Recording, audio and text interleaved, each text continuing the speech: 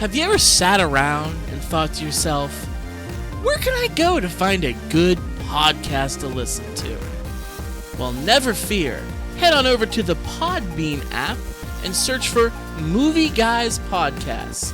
There you'll find the unofficial hub for the Be Real Podcasting Network.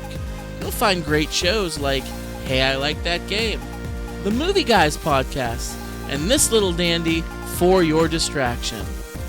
Just head on over to Podbean and search for the Movie Guys Podcast. Do fish sleep?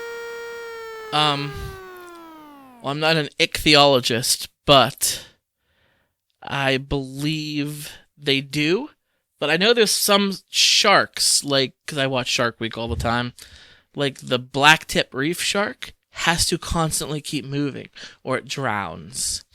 That it has to keep going over their gills. Yeah. So even when they're sleeping, they're swimming. I was just curious about it because custodian at a local college here, and I recently moved to the science building out of the dorms, thank God. And I was going in one of the professor's offices, and... Was it Pelak? No, it wasn't. I'm not even in his area. But I was going in one of the professor's offices, and he has an aquarium in there. And every morning when I go in there early in the, like, we're talking like 3, 4, 5 o'clock in the morning to empty his garbage, I never see any fish in there. But I've gone later in the day when the sun has come up, and the fish are all out and about swimming. So I thought about it, I was like, do fish sleep? Like, were they just kind of like hanging out underneath one of the sandcastles or something and just kind of sleeping? That's a great question. I'm sure they do. Like, they're living things. They have to rest. I just don't know how they sleep. I mean, there's one of two things you can do, Adam, here. You can ask our listeners, if anybody out there knows the answer to this question, they can send us an email, foryourdistraction@gmail.com, or get a hold of us on social media, or you can pick up that smart device you have right next to you and Google it. I mean, where's the fun in that, What though? year is this? But where's the fun in that? Like, Are we Amish? What happened to conversation, huh, Scott? It's like, hey, do fish sleep? Well, I don't know. And you have this back and forth conversation, and you're just like, well, just look it up, dude. I don't got, nobody's got time for this bullshit. So I will answer, I don't know, but I'm going to go with yes. Go with yes? So, just like, do birds have teeth? Exactly. Yeah, okay. Do fish sleep? If we just looked it up, Yeah. that whole bit would have been done with, and it would have lasted about 5 minutes. So, Who would win in a fight, a shark or an alligator? that's a very good question. I think we need to have a cage match. What about a crocodile? Does it matter? I think it depends on the type of shark, yes. Well, I mean, if you're talking like a little tiny shark, then yeah, shark's not going to win. But we talking like great white versus a crocodile or something? Like, what are we talking? I'm going with shark, but I think most people would say gator. Really? I think so.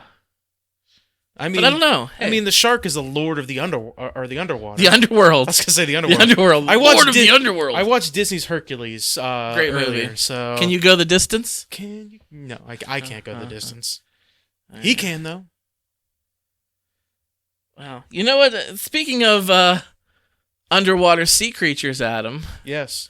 I was listening to a podcast, and there's a podcast I'm a big fan of. They're friends of ours. They're also a member of the Be Real Podcast Network, the Basement Condition. Familiar? Yes, good guys.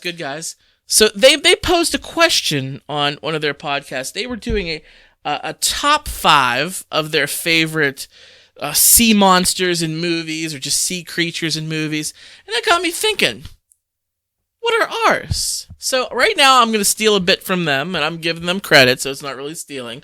We're going to do our top 5 sea creatures in movies. You ready, Adam? I'm as ready as I'm ever going to be. You look of a sourpuss on your face. I don't have. I'm not a sour look. It's just it's not a list that I was easy for me to make, simply because I don't watch a lot of underwater movies, and I don't go in for that. Cause You don't even like to swim. No, I don't know how to swim, but I don't watch a lot of those because, well, like, some people watch those movies because they're like, oh, they're going to be underwater and there's going to be a shark and it's going to be an intense, thrill ride. It's going to be scary, like Jaws, something like that. And I'm of the nature of like, just stay out of the water. You're scared of the shark? Don't go in the water. You know the shark can't come out of the water, right? Don't go out of the water. So, Okay. All right. so that's why I don't get scared of, underwater movies like that. So I know when we do our lists here, you are always like, all right, I came up with 5, but in no particular order, here I go. Yep. And that's bullshit, man. So when I do my order, I have a 1 through 5. I put them like in ascending order. So I'm going to go in my order here. Lowest to highest? And I'm going to start with number 5. And that would be the jaguar shark from The Life Aquatic with Steve Zissou. Fair enough. The jaguar shark, man. That one slipped my mind. Yeah. That's on Netflix now. Is it really? Yeah, No. I saw it on Netflix. I mean, I own it, but it's great. Convenience, man. Convenience. Yeah. That's why digital movies are so good. Oh, Convenience. big fan of those. So, the jaguar shark. That is my number 5. If you haven't seen the Wes Anderson film starring Bill Murray and Owen Wilson, Life Aquatic with Steve Zissou, definitely I'm gonna find the watch shark. it. I'm gonna blow it up. Yeah. What's scientific about that? Revenge. That's a pretty good pick. Okay, what do you got? I guess I would have to go the shark from Deep Blue Sea, or which one was that? Which one was the one with Samuel L. Jackson? Deep Blue Sea. Is that Deep Blue Sea? That's what I thought too. I thought I was getting. Well, let me just stop you there because my number 4, my next one, is the genetically engineered sharks from Deep Blue Sea. Yeah. Yeah, so we're the same here. And I only gave it to them because I have this idea of like, just stay out of the water. The sharks can't get you. The only reason why I gave it to the shark is because it did come out of the water to kill Samuel L. Jackson. It did do that. And plus, they were on some, it was like a floating laboratory in the middle of the ocean. Yeah, that's their fault. They shouldn't have been there. Couldn't have gotten to land. There was a storm coming. Well, they shouldn't have been there in the first place. It's a movie. It's a sci-fi horror thriller. They always come up with some way to... Because you're right, Adam. Get out of the water, you'll be okay. Yeah, but just don't go in the water. They needed to find a way around that plot hole, so they did. They put them in the middle of nowhere, and the sharks were genetically engineered. Because this is actually a true fact. Again, I heard this on Shark Week, which I love. Sharks live a lot longer than human beings. In the wild, they can live over 100 years. Well, that's true of like a lot of sea creatures. A lot like of jellyfish, crabs, turtles. Yeah, turtles and tortoises. They can live a very long time, a lot longer than us, which is bullshit. But anyway, the sharks live a long time, and they don't get Alzheimer's or dementia. Their brain is constantly functioning at a high level, even when they get. Because they're always moving. That's why. They're always moving. They never rest. I mean, that could be why. But so in the movie, they got these sharks and they genetically engineered them to make them like bigger and stronger and faster and smarter. That's the key thing, smarter, because they wanted to like research their brain, hopefully to find a cure for Alzheimer's in people. Well, of course, it backfired and the shark murders everyone except for LL Cool J, but that's neither here nor there. So that's my number 4 and that's your number 5. Yeah. So now we're going to your number 4. If I had to give it to a number 4, I guess I would have to give it to the giant squid from 20,000 Leagues Under the Sea. Oh yeah. Just because squids are creepy and weird. Anything with multiple arms and tentacles and things like that is just creepy. Now you're talking about the original, the 1954. I am talking about a movie that's called 20,000 Leagues Under the Sea that has to deal with a squid. With Kirk Douglas? Whatever movie. Because that's a great movie. Whatever movie is called 20,000 Leagues Under the Sea and has a squid. Okay, that's that is a movie I'm talking about. Because the 1954 20,000 Leagues Under the Sea, starring Kirk Douglas, which is a Disney film, was very, very good. I think they've remade it since then. I'm sure they have. And I think it was all shit. But the original, I'm right with you on there. It didn't make my list, but yeah, that's a good one, Adam. Good job.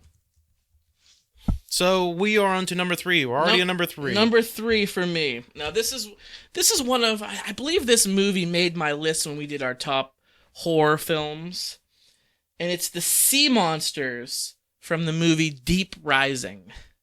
Did you ever see the movie Deep Rising? You're gonna have to be more specific than just the name.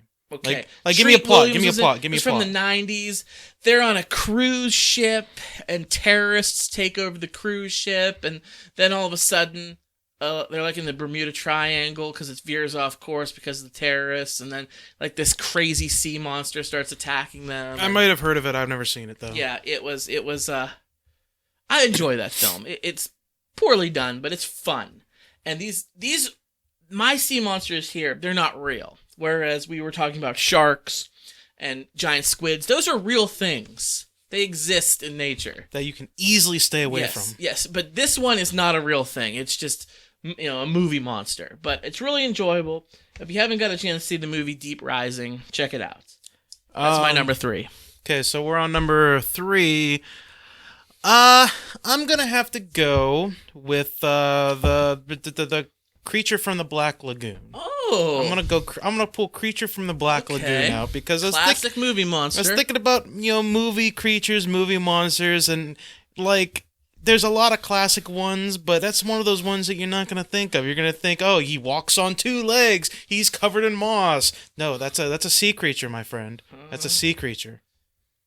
Oh yeah, that's a good one. It's a classic movie monster, old fashioned. I like it. I like your brain. I like where you're going there. I like my brain too. Okay, I'm on to my number 2. And there's lots of iterations of this creature, whether it's in history, mythology, or cinema. But the one I'm going to choose is the Kraken. And I'm going to choose the one from the Pirates of the Caribbean movie franchise.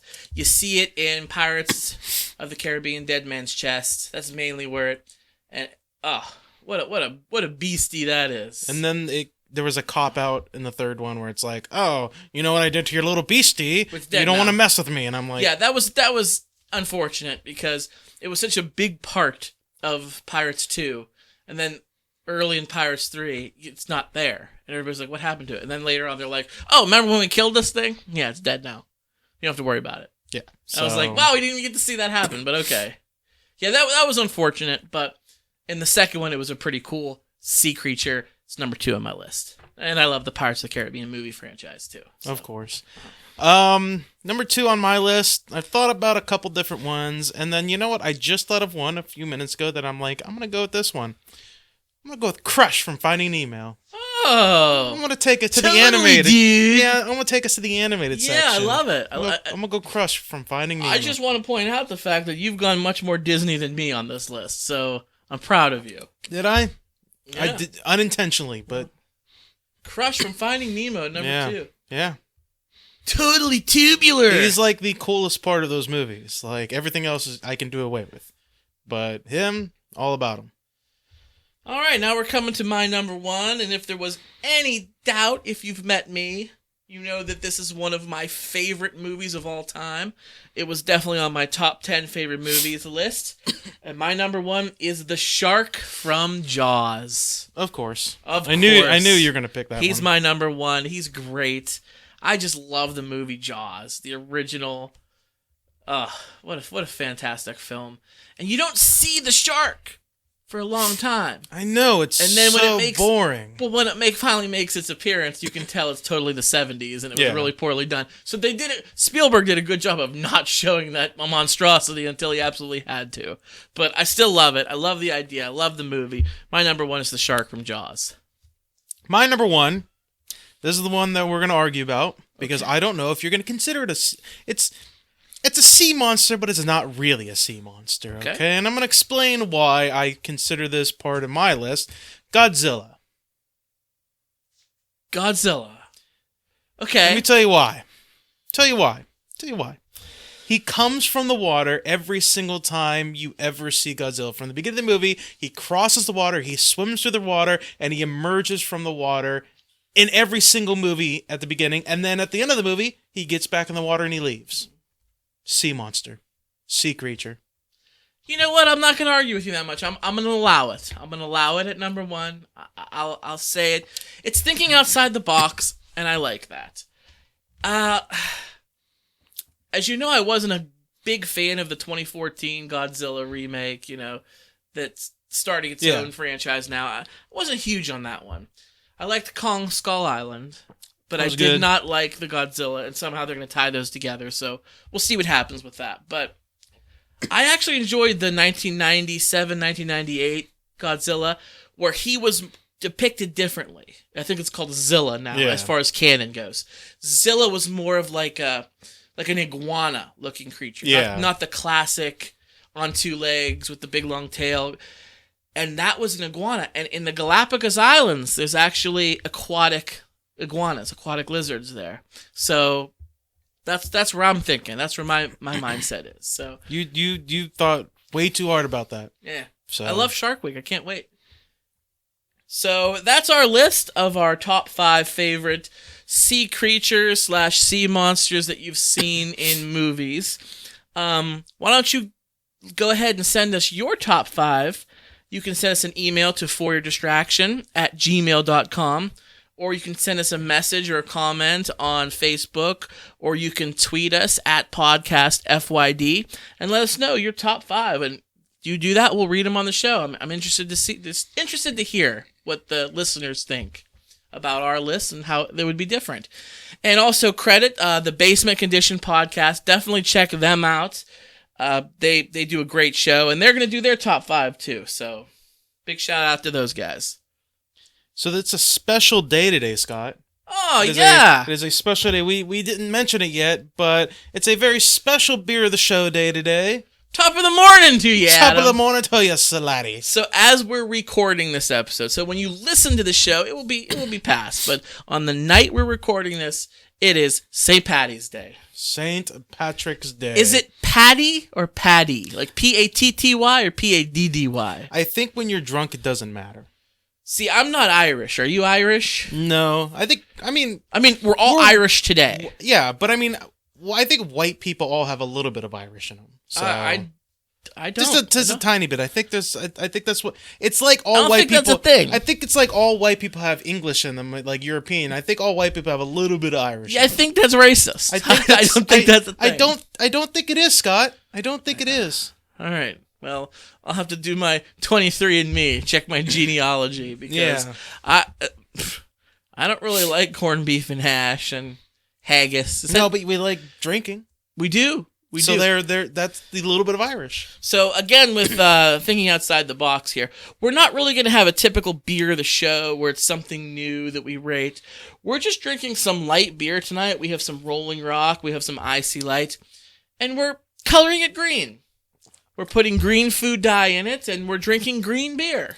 Green And beer. if you use a craft beer that's a little bit heavier, a little bit darker, it doesn't show up as much. So you need to go with a light beer. And why would you poison a craft beer with food coloring? Precisely. You know? So we take the shittier beers, the lighter beers, and we fest them up. They make them festivals. So we're not going to give a score for this beer, but we're drinking some green beer in honor of St. Patty's Day. Kiss Saint me, I'm Patty's. Irish. Oh yeah. Kiss me, Blarney Stone.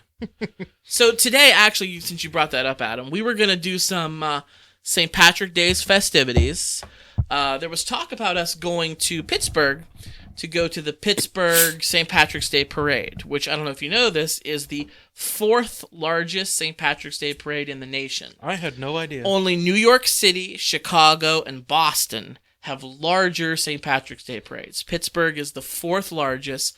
I went to it a long, long time ago, and let me tell you, it's a shit show. We didn't end up going. It's a very cold day, and there's going to be like 1 million people there, and we were going to go with Deloney, and even after the fact, we were going to go over to his house, do the podcast there, drink. But Get shit drunk. the last minute, with some bad news, Mike's wife got some news that her grandmother is ill in Maryland, so they had to skip town to go down to visit her. So we didn't end up doing our thing, so we're just doing a regular podcast here. So we're asking everybody, keep the Deloneys in your thoughts and prayers. I don't know what condition her grandmother is in, but just a mere 2 months ago, I lost my grandfather, so I know how hard it can be. So let's just everybody keep them in their thoughts and get well soon. Get well soon, Grandma. So I got a question for you, Scott. Yes, sir. I got a question. Uh-huh. Do you think advertising actually works on you? I was thinking about it, and I watch a lot of online videos, and, you know, Hulu does a job where it gives you advertisements for a lot of the newer shows. YouTube does the same thing. When you watch YouTube videos, they give you advertisements. I obviously don't watch cable, but I know of a lot of advertisements, obviously on cable. And I was thinking about it. I take in all these advertisements in passing. They're just kind of there to like annoy me, in my opinion, and then I wait for my show to start. And I thought about it, I was like, I don't think I've ever really had one of these advertisements work on me for anything. It's subconscious, Adam. You don't have to know it. I mean, as Don Draper, advertising works. It does. And I think I am. I'm very susceptible to advertisements.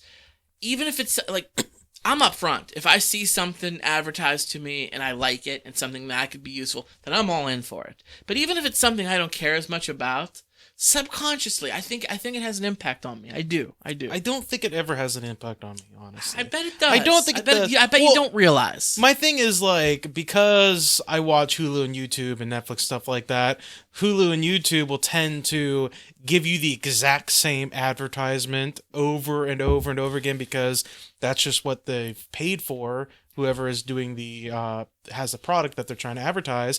So I'll watch, like, say 10 YouTube videos, or I'll watch like 5 episodes of the show, and literally every single advertisement will be like 30 seconds of the same thing I've seen over and over again, and I actually actively dislike the product then because I've had to listen to the same advertisement over. There's been a couple movies I actually have not seen because I'm like, you annoyed me with your advertisement so much, I don't want to watch your movie. And that is a thing. There is an oversaturation of advertisement that can turn people off. So it doesn't really bother me. I mean, there was just recently a pretty good size election.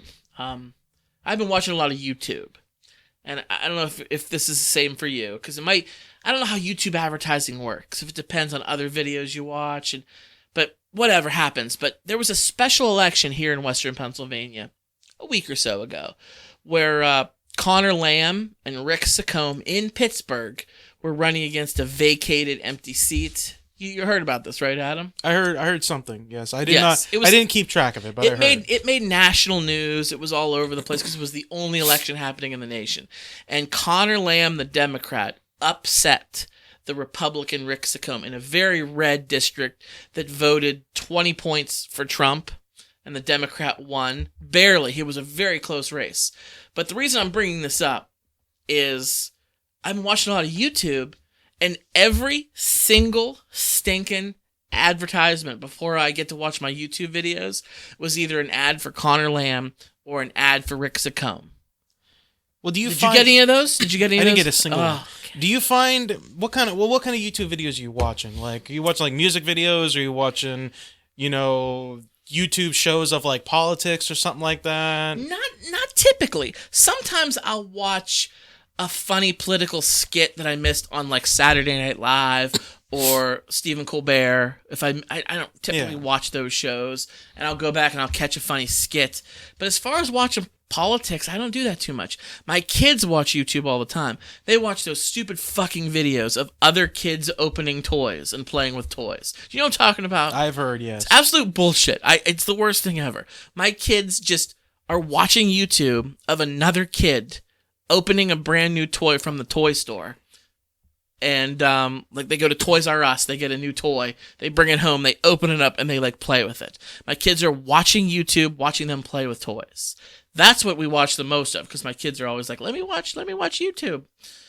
I personally watch a lot of Disney, like a lot of Disney videos, Disney parks videos. Yeah. That's me. That's my guilty pleasure. Sometimes I'll watch like a trending video if it's like a viral funny thing, but no, not real. I mean, all the ads have been freaking Connor Lamb, Rick Saccone, and it must be where I live. Well, not even just that. I imagine it has to do with also just your internet search in general. Like if you're doing a lot of internet searches for like any type of political anything, or like any type of news stories, like if you read a lot of news on like your browser or something like that, I imagine because it's connected on the same device, it will say, oh, he does a lot of searches for this, so we're going to make sure. It's kind of like the same way Facebook does it. Like if you do like an internet search for like Amazon, but like I'm searching to price this, and you go on Facebook, it's like, Amazon, here's some things you might like, and it's like, hey, I was just looking at this shit. And that's probably what it is, because I do read some news on Google, on my phone, on my device. I do check polls sometimes, even though they're absolute horseshit. It's probably, then that's probably why. Because I do stuff like that. Because we live in relatively the same area, and I've not seen one single ad for this election at all. I tend to watch, like, whenever I watch YouTube, it's like a lot of Screen Rants, CinemaSins, things like that. But I also watch some video game stuff that's on YouTube a lot. So yeah, I think advertisements work, but maybe they don't work on some people and they work better on others. I think I'm immune to it. Well, I think I'm the next stage in evolution. Immune to advertising. That's what I think I am. I pictured like Darwin's like ape going up each time Neanderthal, Cro-Magnon, and then it gets to like Homo erectus, and then you see man, and then you see Adam. Like on his smartphone walking. And, well, you see Adam, and there's billboards all over the place, and it's just me covering my ears with my head down. That's me. So speaking of it, Toys R Us. Oh, Toys R Us is shutting its doors permanently in the United States. Every store in the United States. Are they keeping them open? Foreign stores? I've heard that there's like some place in Canada where they're may not be closing, but as far as I know, in the U.S., they are shutting their doors. Toys R Us is done. Done. How's that make you feel? I mean, it sucks in some ways because, you know, children need a place to go look at toys and play with toys and be like, I want this, I want that. And they have to go to like places like Walmart and stuff to do it. But, like, I don't know. Did you ever really, like, go to Toys R Us a lot when you were young? Well, I shouldn't say all the time, because I didn't go all the time. But I did go as a kid, and it was almost like a treat for me when I got to go to Toys R Us. And it was, like, epic. Like, as a kid, as a small child, I remember walking into our local Toys R Us, a place I didn't get to go that often. Because if I went all the time, it would take the luster off of it. Yeah. But when you go every so often, you walk in there, you see the aisles of toys stacked floor to ceiling. When you're little, that's just, like, amazing. And, like, a ray of sunshine comes out and hits you like a spotlight, and you hear the Hallelujah chorus start. Like, it's incredible. It's incredible. Like, I loved Toys R Us. I loved toys. What kid doesn't? I was a big toy kid. Huge toy kid. I loved toys. But I think I only went to Toys R Us maybe a small handful of times total. Like, it was very, very rare if I ever did go to Toys R Us because, like, growing up, my mom was like, I mean, we could go there. We just go to Walmart and go to their toy section. Your mother's part of the problem. So, I mean, you could honestly say that, yeah, part of the reason why Toys R Us is closing is because, you know, people went to Walmart and stuff like that, and people buy stuff online instead of going to the stores. In fairness, how many small mom-and-pop toy shops did Toys R Us run out of business? So, you know... We've still got a good one in our town. Tit for tat. See, this is why... It's not like we don't have a Toys R Us like right in our town where we live. There's one within 10 minutes, 15 minutes, so we can go to a Toys R Us. Not anymore. Not anymore, but until this week, yes, we could. But in our town, we have a Walmart, which has a shit selection of toys, but it has toys. We also have a local toy store here. Do we? I'm going to give credit where credit's due. Cranax in Hermitage, Pennsylvania, the world famous your store for all seasons. They actually have a greenhouse and all kinds of, but their toy selection, Adam, is great. So I don't feel like we're losing out on too much because we still have Cranax, which is a great shop. I'm giving them all the credit in the world. So if you're local listening to the show, even if you're not, travel here because go to Cranax because it's the best. Don't you love Cranax? Not really. No. Why? There's nothing for me there. I don't know. Have you gone there lately? I've never gone there and ever been like, ooh, I like that and I like that and I think that's cool. Like, I hate plants. I don't like knickknacks. Have you looked at their toys? No, because I don't have kids. Come on. Do I really look like I want to be the creepy old guy going to the toy section, you know, playing with toys and stuff like that? If I had kids, I'd have an excuse to do that, yeah, but... They have a great candy selection. You like candy. I don't really like sweets. No, I don't eat sweets that much. They have trains. I love trains. I hate trains. You know what? You're such a I don't like trains. You're an asshole. If I'm gonna travel, I'm gonna travel on a plane. Are you even American? Are you? I know you're Irish today, but are you even an American? You don't like toys. You don't like trains. I you don't love like candy, toys, but I can't be the creepy old guy in the toy section playing with toys. If I had a kid, that'd be different. But I don't have a kid, so Crane X is the best. You suck for not liking it, and that's not an opinion. But Toys R Us. Back to the matter at hand. Toys R Us. I've actually been there recently this past holiday season because I have kids, and I went there, and it just wasn't the same. Just walking in there, you could tell. You could kind of tell it was on his last leg, and it's thanks to places like Walmart and Amazon that just make it easier to get a hold of that stuff. So it's innovation. I kind of saw the writing on the wall. I did, but it's gonna be sad to see it go. I mean, do you think maybe it wasn't the same for you also because now you got to shell out the money to pay for the toys as opposed to being a kid and it's been like, I want this and I want that and not having to actually pay for it yourself? That doesn't matter to me. Making my kids happy is what matters. I mean, I'm not going to spoil them and get them... It's the most pretentious thing you've ever said on this show. It might be, but at least I'm not a fucking negative person about everything. I love toys. I loved toys when I was a kid. So when my kids ask me for a toy, it's hard for me to say no because I didn't want to be told no as a kid.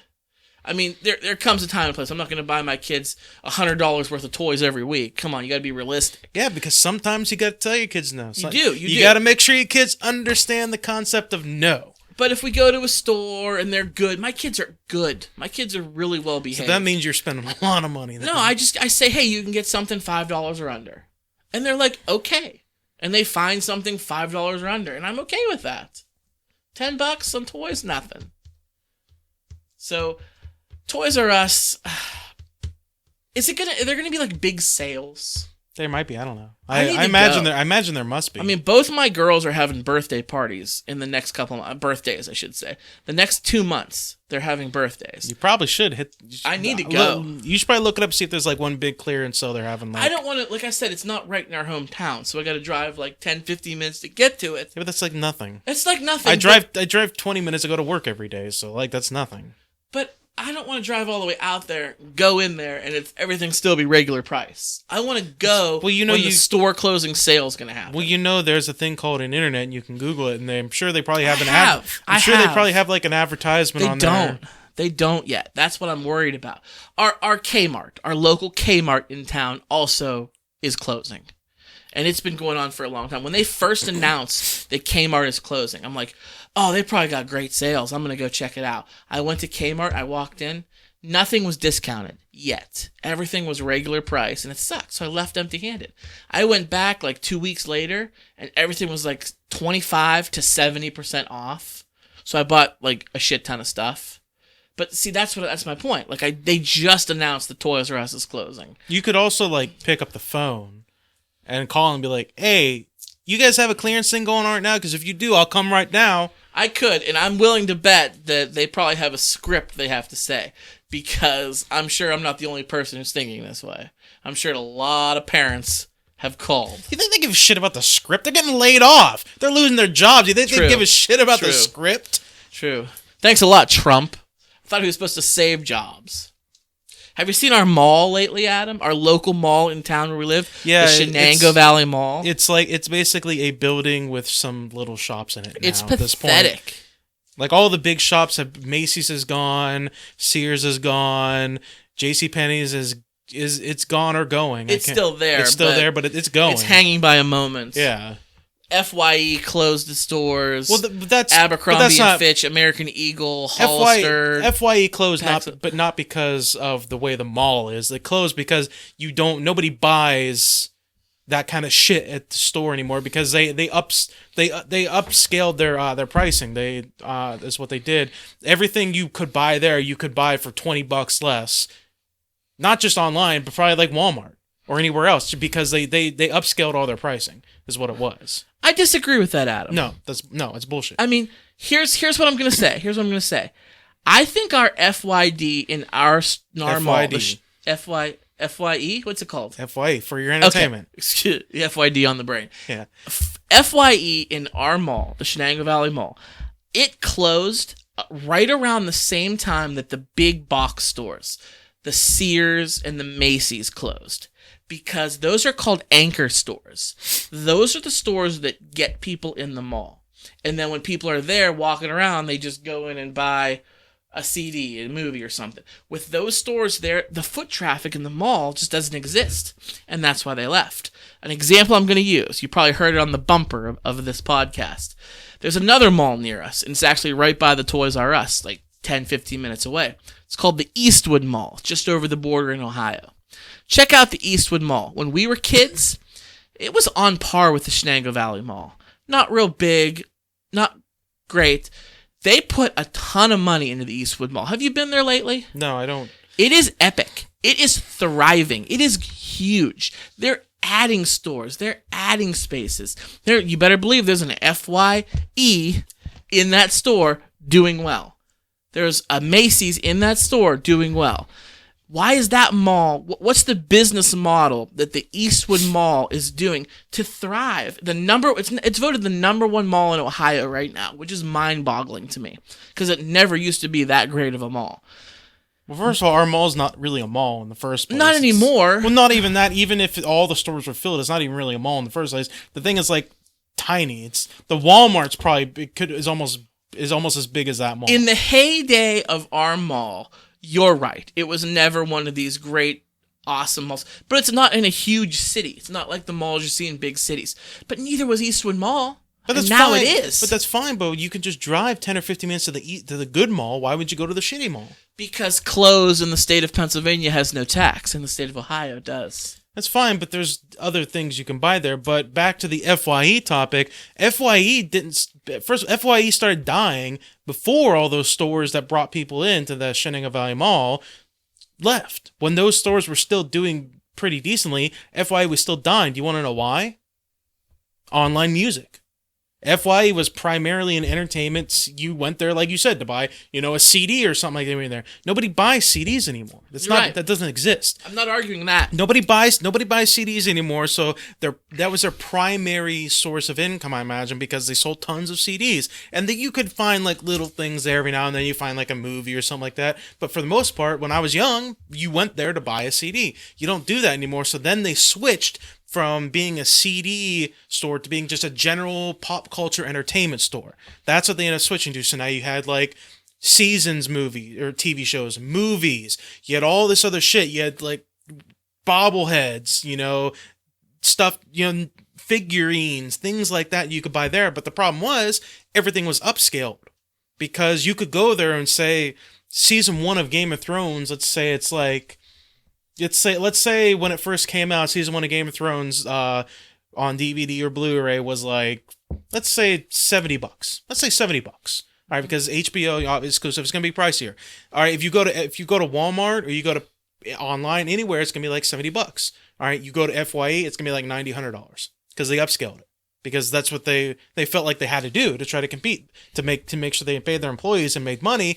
They would upscale by like $10, $15, $20, $30. That's what they did. And people were like, why would I, even my mom said it. She used to love going there, and then she said, like, I stopped going there because why would I pay their outrageous prices when I just go get it somewhere else for like $10 or $15 cheaper? Well, before the birth of Amazon, you had Walmart, and Walmart has cheaper prices than FYE, but I would argue that FYE has a better selection than Walmart ever had, which is true. You can't argue that. Not anymore. Well, not anymore because it's closed. Well, not even that, but even like when it was open, not anymore because Walmart completely redid their whole entertainment section.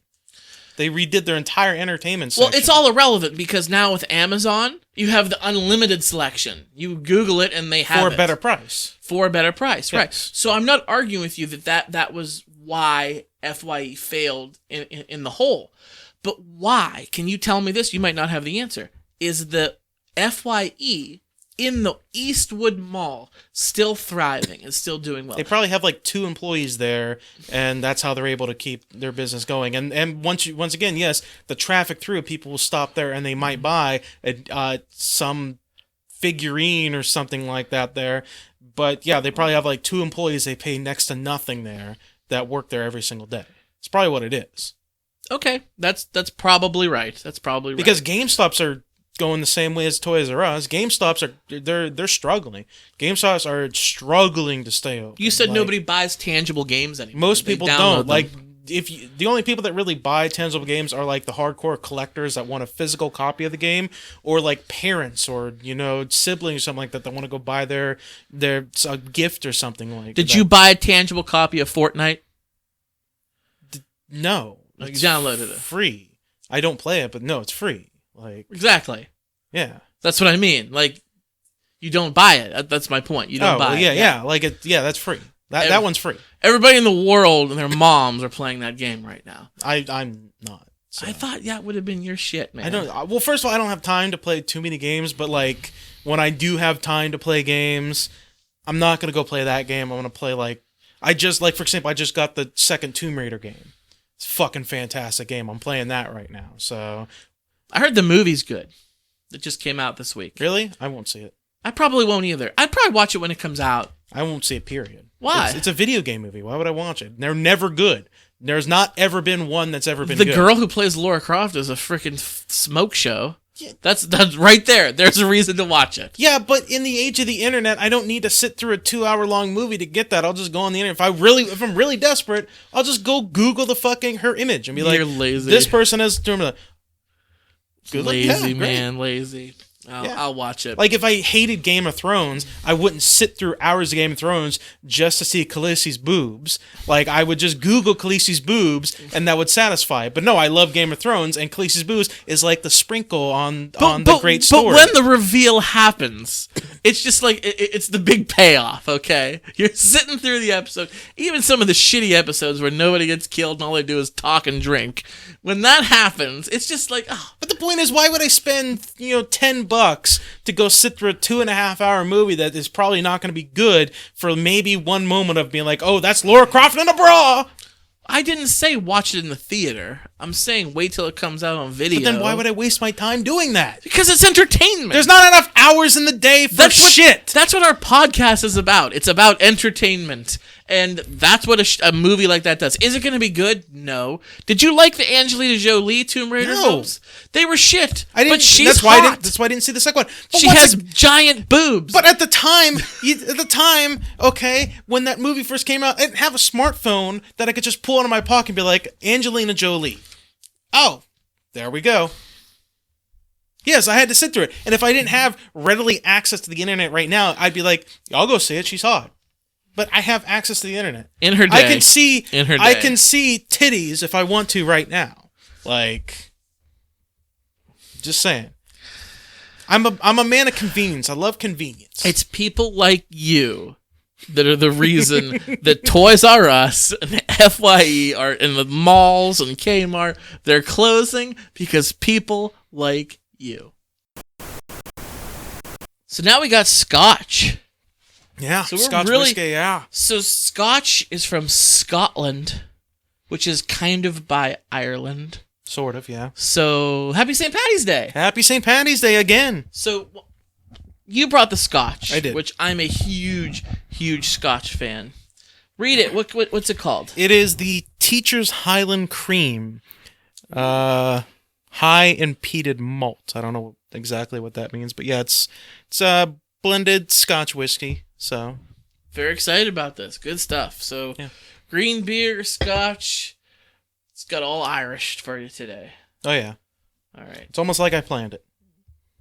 So speaking of the UK, Great Britain, a great man from the UK has passed. Was he English? He was English. He was. I had no I don't know idea. if he was English, but he was British. He should have put an accent then on his machine.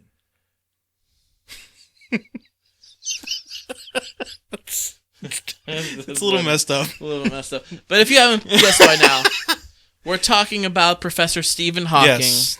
who has passed. He How old- belongs do to we the know- he belongs to the ages now. Do we know how old he was whenever he died? About- 76, about that, somewhere So around in his there. 70s, yeah, okay. 70s, mid to late 70s. Okay. But he suffered from, I believe it was ALS, Lou Gehrig's disease. I think that's. I'll double check, but I think it's what it was. I think that's too. what he had, but I never watched the film. There was a movie that came out, the Stephen Hawking movie. I didn't get a chance to watch that one. It was always on my list. But what an incredible man! What a brilliant genius of a man! It was ALS. ALS. Yeah. He invented that machine that talked for him. Like he would move his eyes. It's the only thing he can move, and it would speak for him in the robotic voice.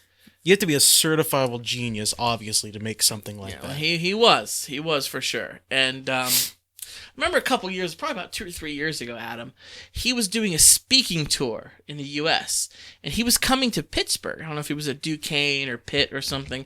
And I said to you, I'm like, oh, Dr. Stephen Hawking is coming to Pittsburgh to do a speech.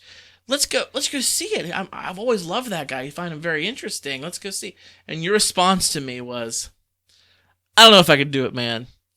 I don't know if I could sit and listen to 2.5, 3 hours of that robot voice telling me about the cosmos. Did I really? You said that. I mean, it makes sense. Yeah, it's something you would totally say, Mr. Negative Nancy about everything. I mean, we didn't go. I love the cosmos, and I love. How long ago was this?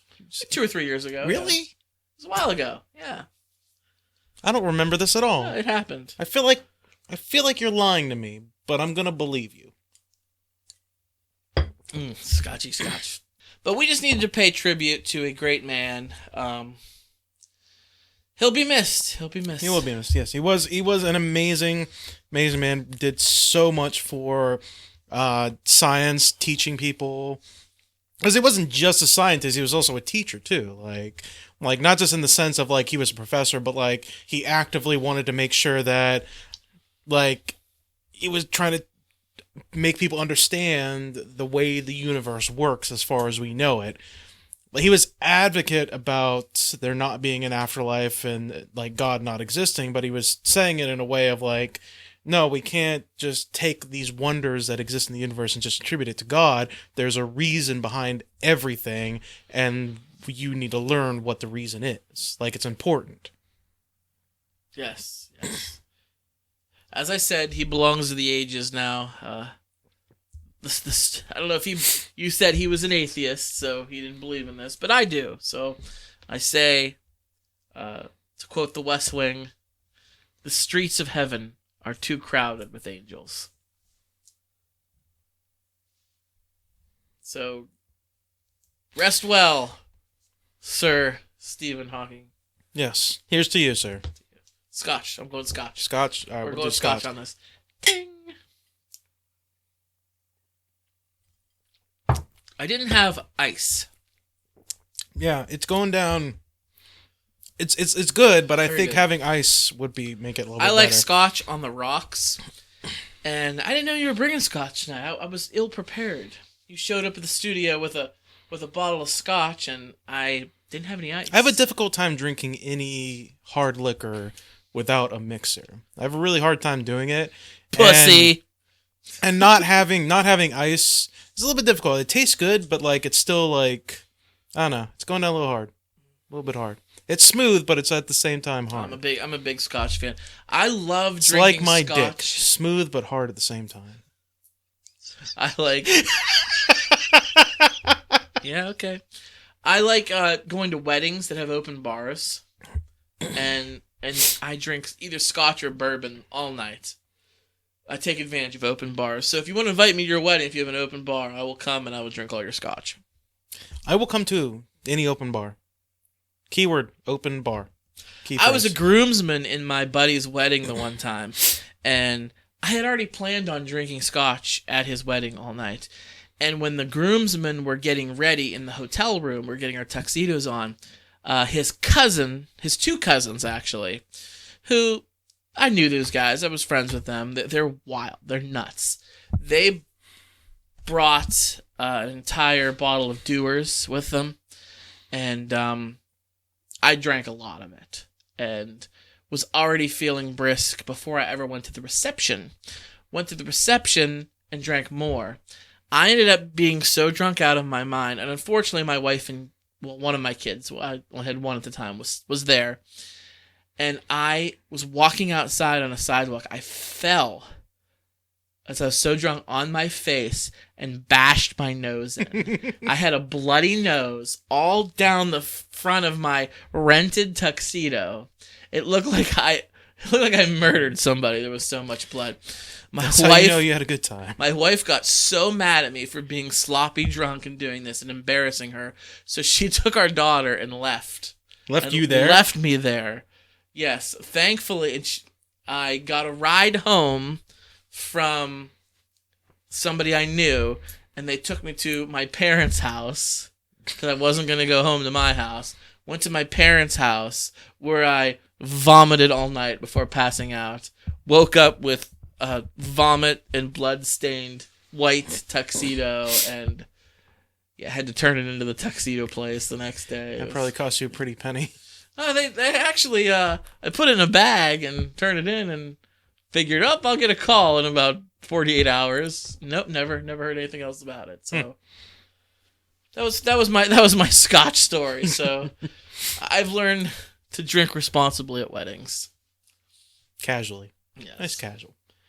So, we're talking about the afterlife, simply because when we were talking about the underworld, the late great Stephen Hawking, I got a theory about the afterlife. I got a theory. As a human, as a mortal man, I have reservations about believing that there's an afterlife, but at the same time, I have a hard time wrapping my mind around the idea that when you die, it's just done. I have a really hard time wrapping my head around that idea as well. So I was thinking about it.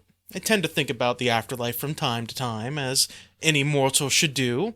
I was thinking about it, and I was thinking, what if the afterlife is just you reliving your life over and over and over again, and not remembering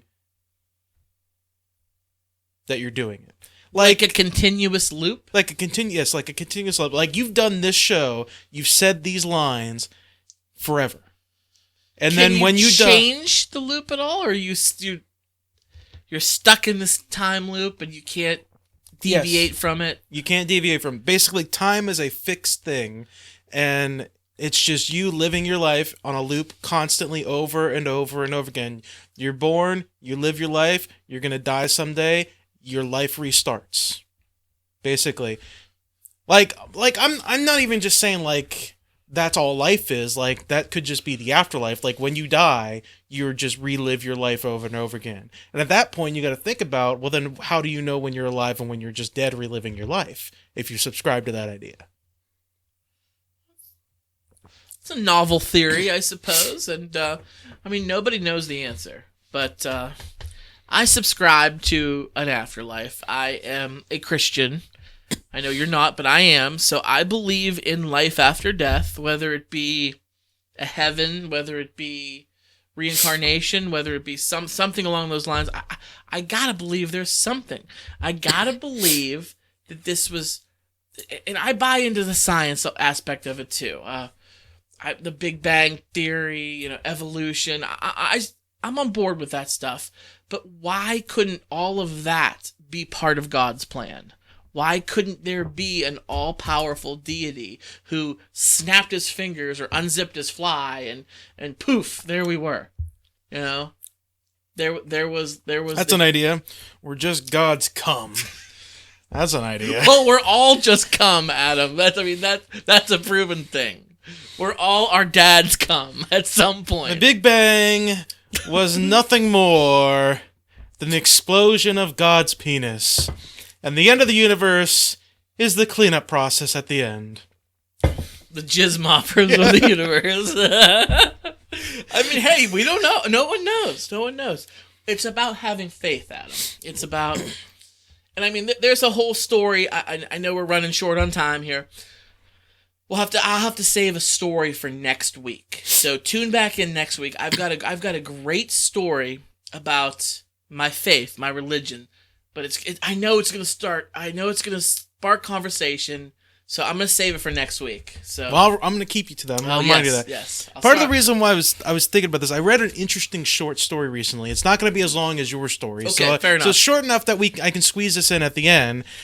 I read a short story. I can't remember the author's name, but it's like a 15, 20-page short story. It's called I Have No Mouth, But I Must Scream. And it's a post-apocalyptic science fiction short story. And it was written back in the 70s. So think of like future, like what the 70s thought the future is going to be like. And basically there's like the three superpowers. There's China, Russia, and America, as it tends to be today. And in order to fight their wars, each superpower decided to create an artificial intelligence designed to fight their wars for them, because wars became so complicated and it became so intense that not just normal people couldn't just wrap their head around certain parts of the wars, so they created AI to do it for them.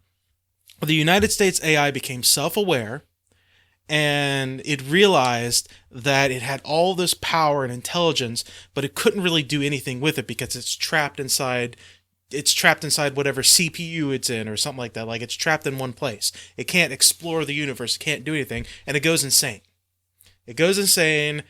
Takes out the other AI, destroys the entire planet, kills everybody on the entire planet except for 5 people.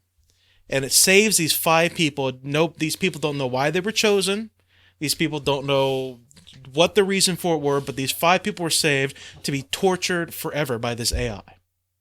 And the AI is so advanced that it's almost godlike now, because it can basically heal any wound. It can get inside your brain, and it can alter like the neural pathways to change your behavior. So like there's the one woman where I guess in real life she was all about like love, and she was all about like love at first sight kind of thing, but the AI altered her personality to where she's almost I guess the term would be a loose woman. Like she's all about that kind of stuff.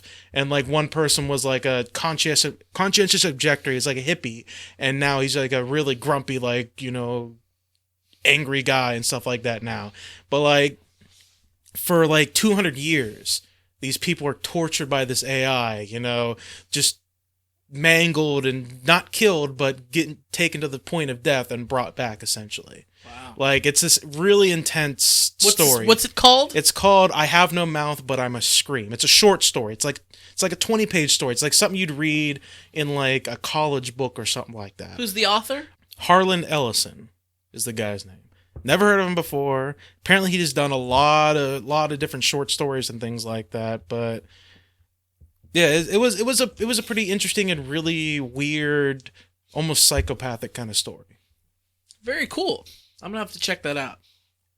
Sounds very interesting. So, happy St. Patrick's Day, Happy Scott. St. Patrick's Day. If you guys want to get a hold of For Your Distraction, tell us what your 5 favorite movie sea creatures are. What did you do on St. Patrick's Day? How do you feel about Scotch? If you want to let us know, email us, foryourdistraction@gmail.com. We are on Facebook and Twitter. Search For Your Distraction @podcast FYD. We are on SoundCloud and we're on iTunes. Search For Your Distraction. Rate us, like us, comment on us, share us with your friends. The only way we're going to grow is if you guys help us grow. We are also a member of the Be Real Podcasting Network. Head over to Podbean, search for the Movie Guys podcast, and you'll find all our shows. Podbean's like the basic hub right now for the Be Real Network. You can find Movie Guys, us, Hey, Like That Game, many, many good shows. Yeah, I'd really like people to get back to us and let us know their top 5 movie sea creatures. I'm really interested in that. And be sure to turn in next week, because I'm going to tell you this amazing story. You're talking it up. I mean, it's up. a cliffhanger. It's a cliffhanger. You got to tune in next week to hear this story.